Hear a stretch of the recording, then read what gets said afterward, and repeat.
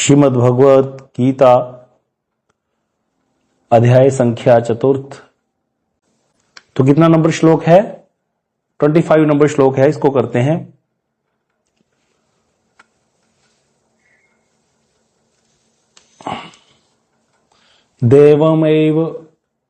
देवमेव अपरे यज्ञं योगिनः पर्युपासते ब्रह्माग्नो एव अपरे यज्ञं यज्ञोनेव उपजुहेति। तो इसका अन्वय कीजिए। वेणुगोपाल प्रभु अन्वय कीजिए इसका। अपने अन्य योगी कर्म योगीगण दैवम एवं यज्ञम देवताओं के यज्ञ की भली भांति उपासना करते हैं। अपने अन्य अर्थात ज्ञान योगीगण ब्रह्मागणों ब्रह्म रूप अग्नि में यज्ञ के द्वारा ही यज्ञ को उपजनते आहुति प्रदान करते हैं। अन्य कर्म योगीगण देवताओं के पूजन रूप देव यज्ञ की ही भली भांति उपासना करते हैं और ज्ञान योगीगण ब्रह्म रूप अग्नि के यज्ञ के द्वारा ही यज्ञ को आहुति प्रदान करते हैं। तो ये श्लोक समझ में आया? ये क्या है? जो अगर ऐसे पढ़ोगे तो एकदम से लगेगा पता नहीं क्या लिख रखा है, लेकिन ये वही है कि जैसे हमने कहा था ना कि भाई अगर कैटेगरीज देखी जाए तो 4 प्रकार के लोग हैं, कर्मी, ज्ञानी, योगी और भक्त। तो ज्ञानी और योगी को एक जगह कर लो। अब कर्मी, ज्ञानी और भक्त लगा लो। तो कर्मी जो है उनका क्या रहेगा? वो करेंगे द्रव्य यज्ञ, देव यज्ञ। तो इसीलिए यहां पर पहला कहा गया कि भाई इससे पहले जो मैंने बताया वो तो ब्रह्म यज्ञ था, ज्ञान यज्ञ जो ज्ञान योगी करते हैं। लेकिन जो अन्य कर्म योगीगण हैं जो कर्म कांड में ही अभी लगे हुए हैं, तो वो क्या करते हैं? देवताओं के पूजन रूप देव यज्ञ की भांति ही उपासना करते हैं। तो देवताओं का पूजन करते हैं। वो यज्ञ में देवताओं के नाम से इंद्राय स्वाहा वरुणाय स्वाहा कह के आहुतियां देते हैं और इच्छित फल को प्राप्त करते हैं।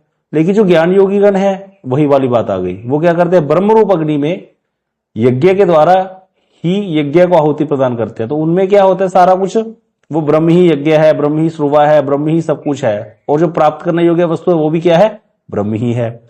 तो वहां पर ज्ञानियों का जो मत है वहां पर क्या 3 तत्व है संसार में, ब्रह्म, जीव और माया। तो माया को तो उन्होंने मिथ्या ही बोल दिया। अब रह गया जीव और ब्रह्म। अब जब तक ज्ञानी को ये भाव रहता है, जब तक वो ये अपने आप को अलग मानता है, तो उसको अलग मानने की उस चीज को खत्म करना है अपने आप को। इसीलिए वो क्या करते हैं? अपनी सत्ता को लीन करने की चेष्टा करते हैं ब्रह्म में। इसीलिए वो जो अपने आप को क्या करते हैं? लीन करने की चेष्टा करने के लिए क्या कहते हैं? अहम ब्रह्मोस्मि, सो हम ब्रह्मोस्मि, ब्रह्मोस्मि।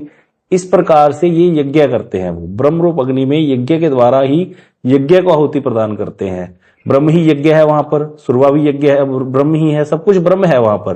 तो वहां पर वो अपने आप को भी, मतलब जो माया को तो पहले ही निकाल दिया, अब जो अपना आप रह गया था, तो जीव रह गया, जीवात्मा, उसको भी परमात्मा में लीन करने की वो जो विधि है उसका प्रयोग करते हैं, अर्थात तम पदार्थ में तत्पदार्थ को मिला देना। तो इसको हम पढ़ेंगे आगे, इसकी भावानुवाद। श्री भगवान कह रहे हैं प्रकार के भेद से और भी बहुत प्रकार के यज्ञ हैं। हमने इसको समझा था भाई, बहुत प्रकार के यज्ञ हैं। ध्यान योगियों के ध्यान यज्ञ, ज्ञान योगियों का ज्ञान यज्ञ, भक्ति योगियों का भक्ति यज्ञ, संकीर्तन यज्ञ, भक्त लोग संकीर्तन यज्ञ द्वारा आराधना करते हैं भगवान की। तो बहुत सारे यज्ञ हैं, उसको श्रवण करो। इसके लिए ही यहां पर लेकिन भगवान ने किन 2 यज्ञों की बात करी? वो बता सकता है? यहां पर 2 प्रकार के यज्ञों की बात हो रही है। कौन कौन से? हाँ, अच्युत प्रभु क्या बताया? अच्युत प्रभु, हाँ जी। द्रव्य यज्ञ और ब्रह्म यज्ञ। हाँ, तो 2 यज्ञ, ज्ञान यज्ञ जो ब्रह्म यज्ञ करते हैं और द्रव्य यज्ञ। तो इसीलिए यहाँ पर कह रहे हैं इसके लिए ही देवमेव इत्यादि 8 श्लोकों की अवतारणा कर रहे हैं। अब आगे 8 श्लोकों में अलग अलग प्रकार के यज्ञों के बारे में बताया जाएगा, जिसमें इसमें कुछ ज्यादा रॉकेट साइंस नहीं है। बस वही जैसे मैंने कहा था ना कि बाबा महाराज कहते थे आंख सुंदर रूप की तरफ जा रही है, उसको रोकने यज्ञ हो गया। यह भी एक यज्ञ ही है। यज्ञ का अर्थ क्या है? जहां पर हम आहुतियां दे रहे हैं, तो वहां पर उस अपनी वो कामना का, देखने की कामना की आहुति दे दी हमने। इसी प्रकार जितने भी प्रकार के ज्ञानी भी यज्ञ कर रहा है एक तरह से। फिर वहां पर जब वो अपने मन का निरोध कर रहा है, अपने मन को वशीभूत कर रहा है, चेष्टा कर रहा है उसको वशीभूत करने की, वो भी एक यज्ञ है। इसी प्रकार जो बैठ करके पुत्र का मिष्ट यज्ञ कर रहा है कोई व्यक्ति, कर्मी कर्म कांड के हिसाब से, वो भी एक यज्ञ है। तो इस प्रकार से यज्ञ बहुत प्रकार के यहाँ पर वर्णन किया जाएगा। ये सब यज्ञ ही कहलाते हैं। जहां पर भी कुछ आहुति दी जा रही है वो यज्ञ है। अब यहाँ पर कह रहे हैं जिसमें इंद्र वरुण आदि देवताओं का यजन किया जाता है उसको दैवम कहते हैं। भाई इंद्र वरुण आदि देवताओं के नाम से आहुतियां दी जाती हैं, वो कर्मकांडियों का जो यज्ञ होगा, कर्म मार्ग में जो लोग हैं। अभी इंद्र आदि देवताओं में ब्रह्म बुद्धि का अभाव, अर्थात इंद्र आदि ब्रह्म नहीं है, इसे दिखाया जा रहा है। बिल्कुल वहां पर ब्रह्म बुद्धि का अभाव होता है। भाई उनको तो देवताओं, सबको वो देवता स्वरूप ही मानते हैं, वो विष्णु को भी एक साधारण सामान्य देवता ही मानते हैं। जो कर्मी लोग होते हैं उनको तो काम बनना चाहिए। संसार में हम देखते हैं ना भाई, हिंदू लोग कहां कहां नहीं जाते, मजारों तक प्रणाम करने जाते हैं, क्योंकि बहुशाखा ही अनंता शस्त्र, भगवान ने कहा ना दूसरे अध्याय में कि जिसकी बुद्धि भोग में लगी हुई है उसकी तो बहुशाखा वाली बुद्धि है ना, वो एक जगह थोड़ी अनंत शाखाएं हैं उसकी। तो उसको कहीं भी लगा दो, वो सबको ही बराबर मान करके सेवा करने लग जाएगा अपना। उसको तो अपना भोग चाहिए, कहीं से भी मिलता हो। तो इंद्र आदि देवताओं में ब्रह्म बुद्धि का अभाव होता है। वहां पर इंद्र आदि ब्रह्म नहीं है, यह रहेगा, इसे दिखाया जा रहा है। तो यहां पर क्या कह रहे हैं, अर्थात देव ही इनके देवता हैं। इनके उपासकों के मतलब जो कर्मयोगी जो होते हैं उनके देवता ही उपासक होते हैं, ये देवताओं के उपासक होते हैं। ब्रह्म की कोई चर्चा यहां पर नहीं होती। सही बात है भाई, जो हम कराते हैं यज्ञ वहां पर आहुतियां ऐसी दी जाती हैं। तो यहां योगिने का तात्पर्य क्या है, कर्मयोगीगण, जो श्लोक में आया था, श्री विश्व चकोतिपाद जी कह रहे हैं। और अपरम का तात्पर्य क्या, अपरम का अर्थ होता है उससे भी श्रेष्ठ। तो कर्मयोगियों से श्रेष्ठ कौन है, ज्ञान योगी है। निश्चित है भाई, कर्मयोगी से ज्ञान योगी श्रेष्ठ कैसे, कोई बता सकता है?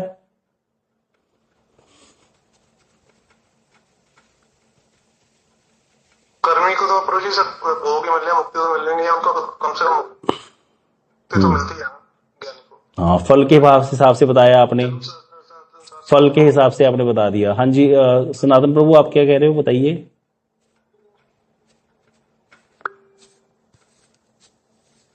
अनम्यूट कीजिए सनातन प्रभु, फिर बताइए।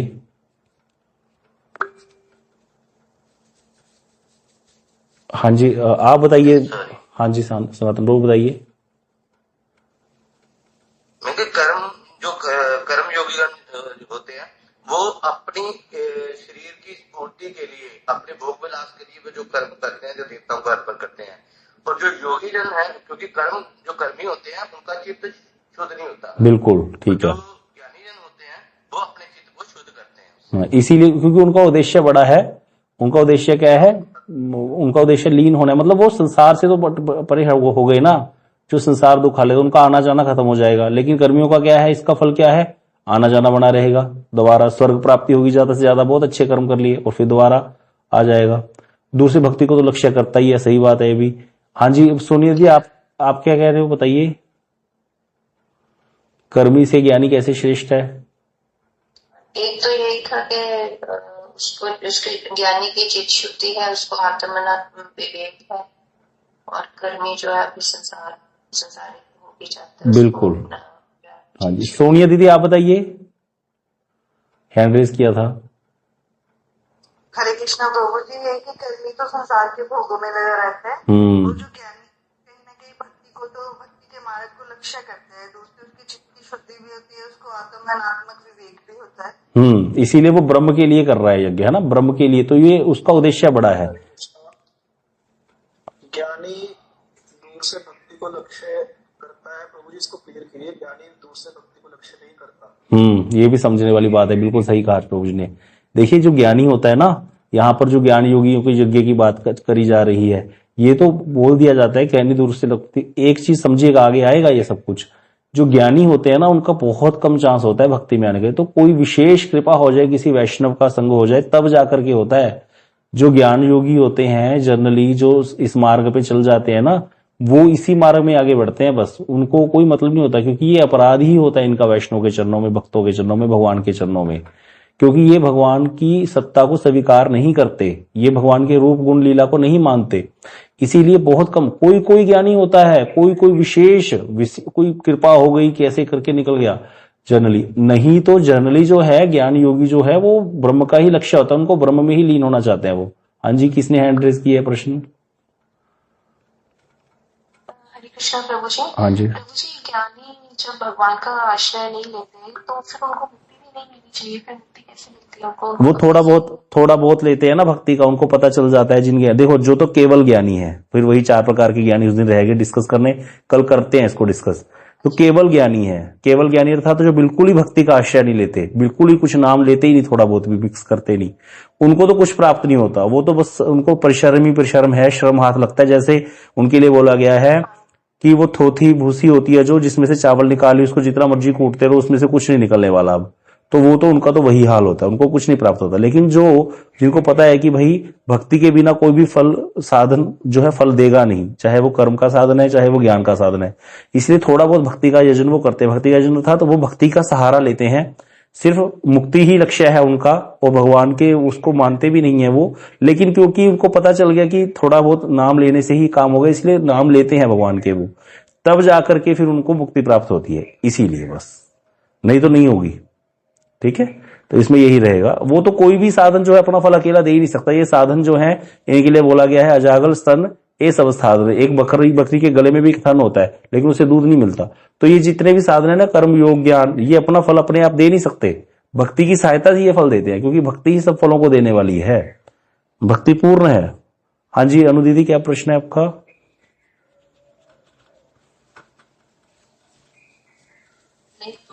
प्रभु जी मेरा वैसे हैंड रेज। अच्छा, और कौन है? कोई किसी ने किया था हैंड रेज, बोलिए कौन है जी? मैं प्रभु जी ये कह रहा है कि ज्ञानी जो होते हैं ना वो कितने प्रकार के, ये पूरा समझे, क्योंकि यहाँ कंफ्यूजन रहती है।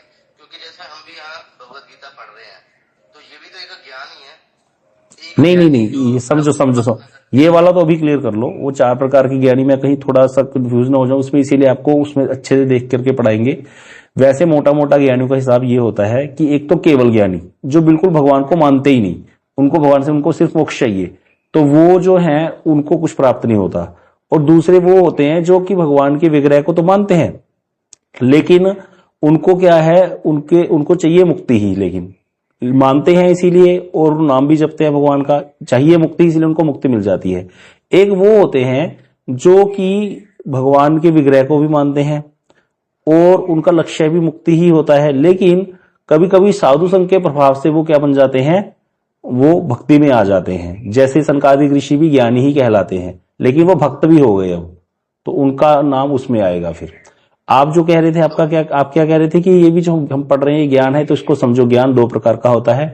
एक तो होता है निर्विशेष ब्रह्म ज्ञान। तो जो ज्ञानी शब्द, ये इसमें हम भी बहुत कंफ्यूज होते थे शुरू में, ज्ञानी बोल करके सारा दिन बोलते रहते, भाई हम भी तो ज्ञान ही अर्जित कर रहे हैं। भाई हम जो ज्ञान अर्जित कर रहे हैं 2 प्रकार का ज्ञान होता है। एक तो होता है निर्विशेष ब्रह्म ज्ञान, एक होता है भगवत संबंधी ज्ञान। तो जो ज्ञान भगवत संबंधी होता है, जैसे कि भगवान के संबंधी ज्ञान, भगवान की कथा, भगवान की लीला, भगवान के धाम के संबंधी ज्ञान, भगवान के बारे में जानना, उनके भक्तों की कथाएं सुनना, ये भी तो ज्ञान ही हो रहा है ना हमको एक प्रकार का।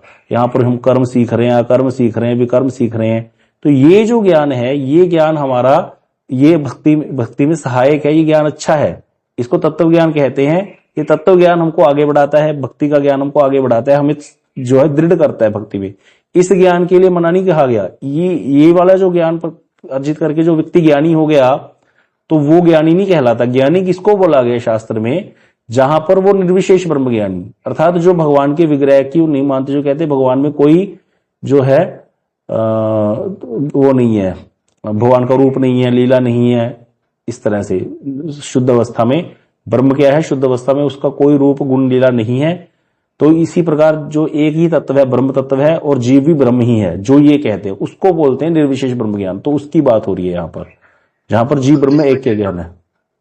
इसमें बेसिकली वो जो ज्ञानी जो ये है वो ब्रह्म ज्ञानियों का हाँ सारा बताया हुआ है। हाँ एक प्रश्न हो रहा प्रभु जी, कर्म योग आपने जैसे वो लिखा है यहाँ पे, तो कर्म जो कर्मी है जो देवताओं को अर्पण करते हैं, वो तो अपने भोग की इच्छा से विलास के लिए वो करते हैं। हाँ, तो उनको योगी क्यों बोला है? क्योंकि कहीं ना कहीं तो वो विधि का पालन तो कर रहे हैं ना। हरे कृष्णा, कर्मयोगी, वहाँ कर्मयोगी जो देवताओं को अर्पण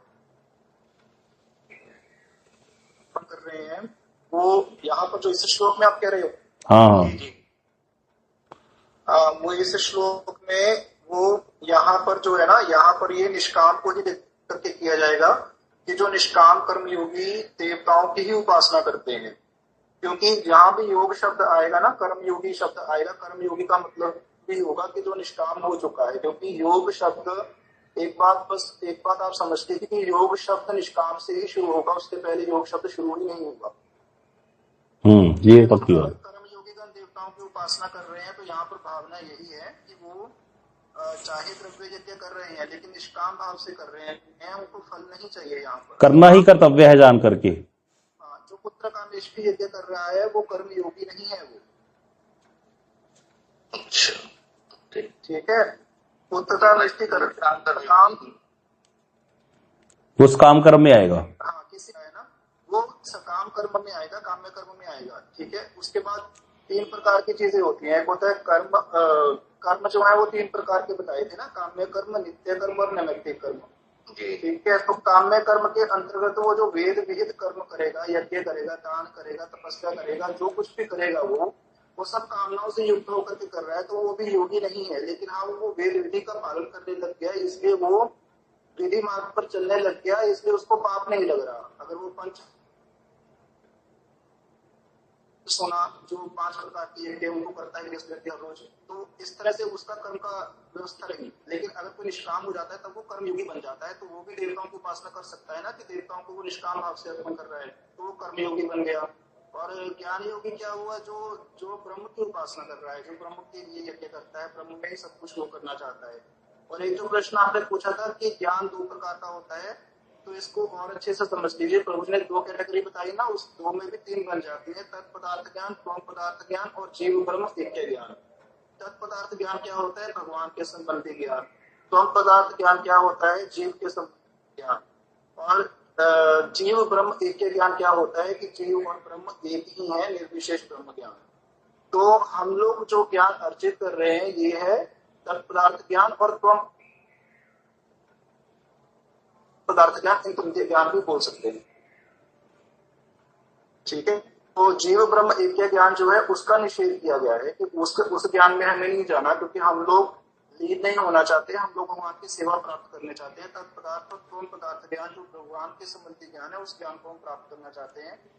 और प्रभु जी, मैंने आपको 4 प्रकार के ज्ञान ही ना व्हाट्सएप पे भेज भी दिए हैं, चाहे आप कल डिस्कस कर लेना या आज कर लेना। हाँ ठीक है, कल ही करेंगे, अभी समय बहुत कम है। तो इसीलिए यहाँ पर जो आगे इसको पढ़ते हैं, यहाँ योगिनी का क्या तात्पर्य है कि यहाँ बता रहे हैं कर्मयोगीगण और 2 उससे अपरम अर्थात उससे श्रेष्ठ हो गए। जो वो श्रेष्ठ कौन से हो गए, जैसे आपने जब चार्ट देखा था ना, चार्ट में आपको याद होगा पहले लिखा हुआ था सकाम कर्म, उसके बाद लिखा होता निष्काम कर्म। तो आप इस तरह से मान सकते हो कि यहाँ पर कर्मयोगीगण कौन सा है, वो निष्काम कर्म वाला हो गया। जहां पर वो क्या हो रहा है कि निष्काम हो गया हृदय, अब लेकिन वो यज्ञ फिर भी कर रहा है। क्यों कर रहा है, कर्तव्य बुद्धि से कर रहा है, क्योंकि वेद में बताया गया, वेद को मानने वाले हैं लोग भाई, वेद में बताया गया है, इसलिए कर्तव्य बुद्धि से करने लग गया। और पहले जो काम कर्म कर रहा था वो कैसे आएगा निष्काम में, वो उस काम कर्म वेद विहित करते करते निष्काम में आ जाता है व्यक्ति कभी कभी। कैसे, जब उसको पता चलता है, परीक्षा लोकान एक श्लोक है कि सब समय परीक्षा करते हुए कि बार बार इतना भोग करके भी जब शांति नहीं मिल रही, तो इसका अर्थ क्या है कि कामना को तो नाश करना ही पड़ेगा, कामना बुरी है। तब जाकर के वो निष्काम होता है, व्यक्ति फिर आगे बढ़ता है।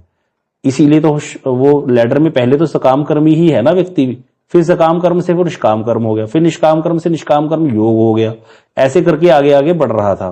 तो यहाँ पर यही कहा है कि यहाँ पर ये करना प्रभु नीचे इसको कि अपरम अर्थ होता है श्रेष्ठ, ज्ञान योगी उससे श्रेष्ठ है। ब्रह्माग्नो अर्थात ब्रह्म या परमात्मा ही अग्नि है, वो यही बात आ गई जो हमने कल श्लोक किया था। ब्रह्माग्नो अर्थात ब्रह्म या परमात्मा ही अग्नि है, और उस अग्नि में तत्पदार्थ में यज्ञ अर्थात हवि, स्थानीय त्वम पदार्थ अर्थात जीव, जीव है त्वम पदार्थ, भगवान है तत्पदार्थ।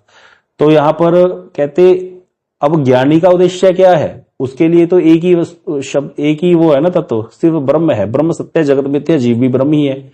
लेकिन जब वो अपनी सत्ता को क्या करना है, उसको भगवान में मिलाना है, इसीलिए वो क्या करता है, तत्पदार्थ में अर्थात यज्ञ में क्या करता है, यज्ञ में क्या करता है, हवि जो देता है, जो शुरुआत देता है, जो आहुति देता है, वो क्या देता है, त्वम पदार्थ की देता है, अपनी आहुति देता है। जीव को प्रणव मंत्र के द्वारा होम करता है, क्या कहता है अपने आप को, अहम ब्रह्मोस्मि सोहम सोहम सोहम सोहम, प्रणव के द्वारा, ओम के द्वारा क्या करता है, वो होम करता है इस चीज का। तो इसीलिए इसी ज्ञान यज्ञ की बाद में प्रशंसा भी की जाएगी कि भाई कर्म योगी गण से ये वाला ज्ञान योगी गण श्रेष्ठ है। यहाँ यज्ञम और यज्ञेन ये दो शब्द हैं कर्मशः। ये कर्म और कर्ण के व्यवहार में एक करने वाला हो गया, एक कर्म जो यज्ञ कर्म है, और यज्ञ अर्थात जो करने वाला कर्ण के व्यवहार रूप में व्यवहृत हुए हैं, जो यज्ञ वस्तु है, जो यज्ञ कर्म, तो उस दोनों ही के यहाँ पर क्या हो जाते हैं, जो मतलब यहाँ पर प्रथम अतिशयोक्ति के द्वारा शुद्ध जीव और प्रणव को निर्देशित किया गया है। यहाँ पर निर्देशित, ये इसका अर्थ क्या है प्रभु, ये अतिशयोक्ति के द्वारा, प्रभु जी बताएंगे इसका अर्थ क्या है? हाँ, ये क्लियर नहीं हुई थी लाइन।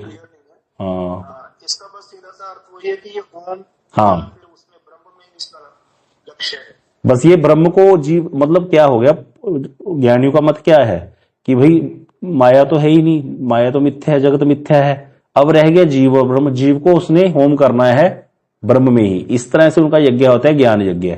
इस ज्ञान यज्ञ की प्रशंसा भी की है भगवान ने। किससे प्रशंसा की है? कर्मयोगी गण से श्रेष्ठ है ये, क्योंकि यहां पर वो फिर द्रव्य इत्यादि भी सारा कुछ क्या हो गया, ब्रह्म ही हो गया। तो इसीलिए ये वाला श्लोक हो गया। अब इसकी वृत्ति पढ़ते हैं गुरुदेव की आगे। इस प्रकार जो यज्ञ के लिए व्रती होते हैं वे योगी हैं। जो भी यज्ञ के लिए व्रती हो गया, यज्ञ के प्रकार भेद से योगी भी अनेक प्रकार के हैं। जितने प्रकार के यज्ञ हैं उतने प्रकार के योगी भी हैं, ये तो हमने सुना ही है। इस प्रकार भिन्न भिन्न रूपों में देखने से यज्ञ और योगी अनेक प्रकार के होते हैं, परंतु विज्ञान पूर्वक विवाह करने से कहते दो ही तरह के दिखेंगे। अगर ध्यान से देखें तो समस्त यज्ञ ही कर्म यज्ञ या द्रव्य यज्ञ जो होता है, जो हमने पढ़ा सुना, या एवं ज्ञान यज्ञ, दो प्रकार के भागों में विभक्त किया गया कि कर्म यज्ञ जो होगा वो द्रव्यमय यज्ञ होगा। कर्म यज्ञ जो होता है द्रव्य था, तो उसमें घी होगा, लकड़ी होगी, सब द्रव्य होंगे, द्रव्यमय यज्ञ होगा।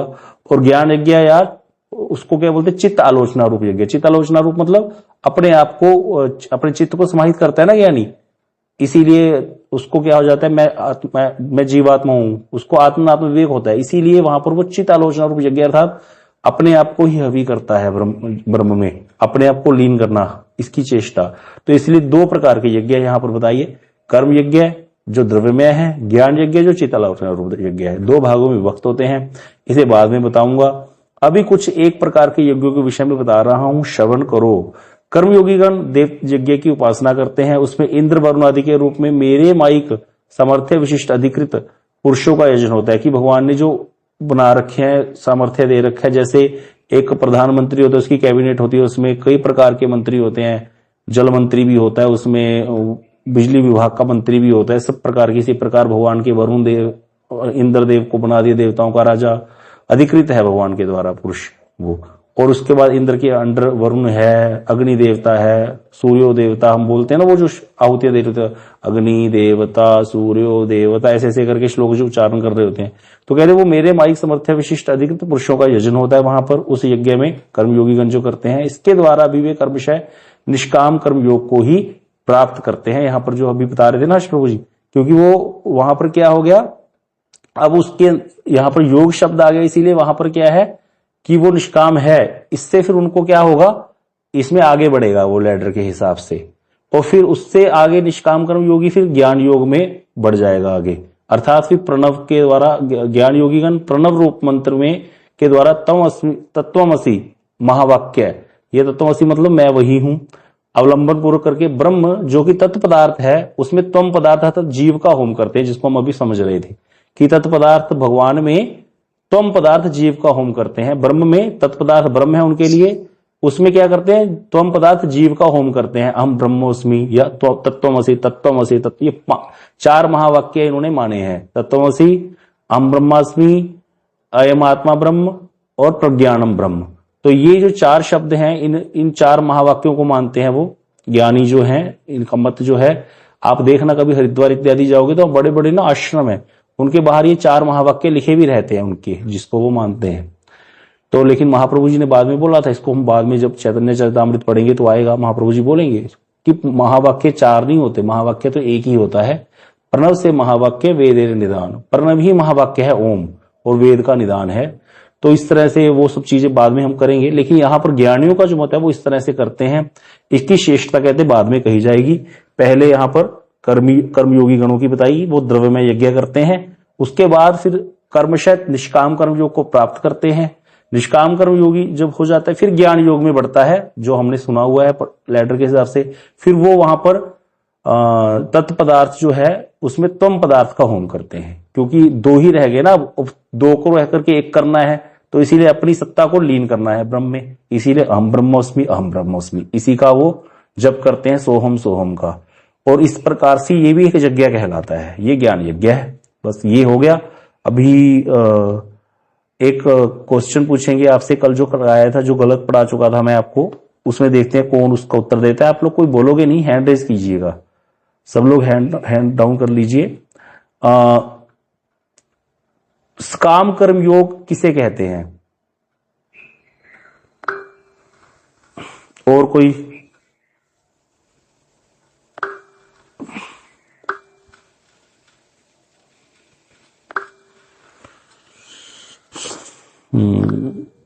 सुमन दीदी आप बताइए, तलवाड़ा से। हरे कृष्णा प्रभु जी। हाँ जी प्रभु जी, काम कर्मी जो देवताओं की पूजा करते हैं, वो काम कर्मी है। हाँ जी। मैंने प्रश्न पूछा काम कर्म योग किसे कहते हैं? प्रीति दीदी आप बताइए वृंदावन से। प्रभु जी, आपने बताया था कि सकाम कर्म योग होता ही नहीं है, सकाम कर्म होता है, योग होता ही नहीं है वो, क्योंकि वो देवी देवताओं से आप भगवान के मतलब डायरेक्टली कांटेक्ट नहीं होगा तो योग नहीं होगा। मैंने कहा, मैं मैथ्स के टीचर के पास पढ़ता था, उसने कहा a is equal to B और b is equal to C, therefore a is equal to C. है कि नहीं सही? बताओ सब लोग, भाई सही है कि गलत है ये? a is equal to B, b is equal to C, therefore a is equal to C. Math के हिसाब से तो ठीक है ना? और वो टीचर के पास पढ़ता था एक बच्चा, और उसकी बेटी पे मन आ गया। अब वो टीचर को बजाय आके क्या बोला कि sir I love you, you love your daughter, so therefore उसने एक चाटा मारा उसके मुंह पे। मारा कि नहीं मारा? मारा होगा कि नहीं मारा होगा? है ना? इस प्रकार से प्रेम भक्ति में ये बातें लागू नहीं होती। जब भगवान को प्राप्त करना है तो वहां पर ये योग वाला लागू नहीं होगा, जो हमने पहले पढ़ लिया था, जो दीदी ने बताया, प्रीति दीदी ने, बिल्कुल सही है। सकाम कर्म योग नाम की कोई टर्म नहीं है। जबकि मैंने इसको कैसे समझा दिया था तीसरे अध्याय में पढ़ करके कि भाई चाहे वो देवताओं को ही दे रहा है, लेकिन इनडायरेक्ट वे में तो भगवान को ही जा रहा है वो, क्योंकि देवताओं को तो भगवान ने नियुक्त किया है। लेकिन ये नियम यहां पर लागू नहीं होगा, क्योंकि 7वें अध्याय में भगवान आगे इसको क्लियर करेंगे कि देवताओं को पूजने वाले देवताओं को ही प्राप्त होते हैं।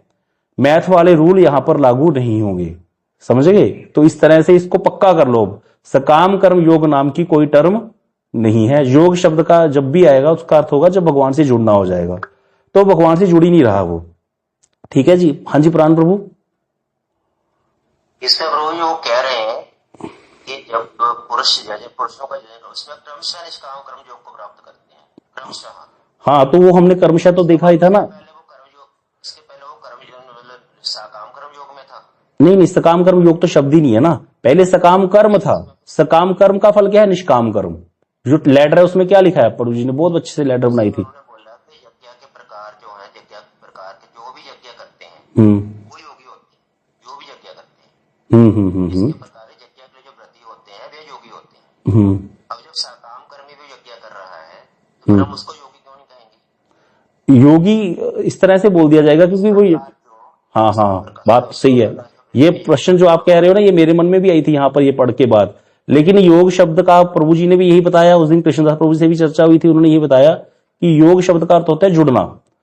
तो डायरेक्ट वे में वहां पर जब तक नहीं जुड़ रहा भगवान से वो, तब तक योग शब्द नहीं बोलाएगा, क्योंकि देवताओं की पूजा कर रहा है ना जो व्यक्ति कामना से युक्त होकर के हर समय, वो हमेशा क्या करेगा, वो उसी देवताओं के प्रति ही उसकी श्रद्धा रहेगी स्थिर। यह भगवान ने 7वें अध्याय में क्लियर कर दिया। जो देवताओं को मानते हैं ना, ये आप इस लाइन पे पूछ रहे हो ना, कर्म योगीगण देव यज्ञ की उपासना करते हैं, उसमें इंद्र वरुण आदि रूप में मेरे माइक समर्थ विष्ट पुरुषों का यजन करते हैं, इसके द्वारा वे कर्मशः निष्काम कर्म योग को प्राप्त करते हैं। हाँ जी, है ना? यही प्रश्न है ना आपका कि अब वो तो निष्काम कर्म योग को प्राप्त करेंगे अभी, तो उनको पहले ही कर्म योगी क्यों कह दिया यहाँ पर? जी जी, यही प्रश्न है। अब ये बताओ कि हम लोगों ने भक्ति प्राप्त कर ली? नहीं। तो हम लोगों को भक्त क्यों कहा जाता है? ठीक है। क्योंकि हम लोग उस मार्ग पर चल पड़े हैं। तो उसी प्रकार से जो जिस व्यक्ति के मन में ये भावना आ गई कि मुझे निष्काम होना ही है, मुझे निष्कामता की ओर बढ़ना है, लेकिन अभी भी उसके अंदर हृदय दौर्बल्य है, तो वो पूर्ण रूप से निष्काम नहीं हुआ। मतलब कर्मयोग का आभास उसमें आ गया। हाँ, मतलब क्या है, मतलब क्या कि जैसे उसके मन में कोई जो यज्ञ कर रहा है वो बिल्कुल कामना से ओतप्रोत होकर के यज्ञ नहीं कर रहा, वो कर्तव्य बुद्धि से ही यज्ञ कर रहा है अब, लेकिन फिर भी कामना उसके अंदर है। मतलब जैसे हमारे अंदर भी कामनाएं भरी पड़ी हैं अभी, लेकिन हम लोग तो भक्ति करते समय ऐसे थोड़ी कहते हैं कि मैं माला इसलिए कर रहा हूं मेरा काम बन जाए, लेकिन हमारे हृदय दौर्बल्य कर हमारे अंदर कामनाएं तो है ही ना, वो एक अलग बात है। तो इस तरह से ये लोग निष्काम योग मार्ग के साधक जो बन गए ना, उस मार्ग पर चलने के और अग्रसर हो गए, इसलिए उनको बोल दिया कि वो जैसे उसकी प्रथम स्टेज हो गई उसकी निष्काम कर्मियों की, भैया उसने लक्ष्य तो निर्धारित कर लिया ना, कम से कम जो सकाम कर्मी है उसका तो लक्ष्य ही केवल मात्र अपनी इच्छा पूर्ति है, तो वो तो उस मार्ग पर चला ही नहीं, जो चल पड़ा है तो वो प्रथम स्टेज पे है अभी। तो निष्काम कर्मियों को प्राप्त करते जाएंगे। इस प्रकार से रहेगा ये, नहीं तो योग शब्द एक बात पक्की मान लो, योग शब्द का अर्थ क्या है, ये बात प्रभु जी ने परमेश्वर प्रभु जी के पास जब हम रहे थे तो उन्हें बताई थी बात कि योग शब्द का अर्थ है जुड़ना। तो जो काम्य कर्म प्रभु जी हमेशा बोलते थे, काम्य कर्म को कभी डिस्कस नहीं किया था प्रभु जी ने। प्रभु जी हमेशा बोलते थे काम्य कर्म को तो छोड़ दो, वो तो निकृष्ट है। काम्य कर्म अर्थात कामना से भर के हृदय में कोई कार्य करना, यज्ञ करना, तो वो तो कहते निकृष्ट है, उसको शास्त्र में प्रभु जी कहते थे माना ही नहीं गया, ऐसे बोल देते थे। लेकिन वो हमने कल जैसे चर्चा की थी तो आगशा दिन उत्तर दिया था कि भाई कम से कम वो पाप से तो बच गया, बस इतना है कि वो अकर्म और विकर्म से बच गया, है ना। देवताओं के लोग प्राप्त होंगे, उसको स्वर्ग इत्यादि भोग, स्वर्ग में भोग मिलेंगे, यहाँ पे भोग मिल जाएंगे, लेकिन वो भगवान से नहीं जुड़ पाएगा। भगवान से जुड़ने के लिए वो एक बार अपने आप को जो तैयार हो गया, हाँ भले ही उसके अंदर कामना है, वो फिर आगे बढ़ ही जाएगा।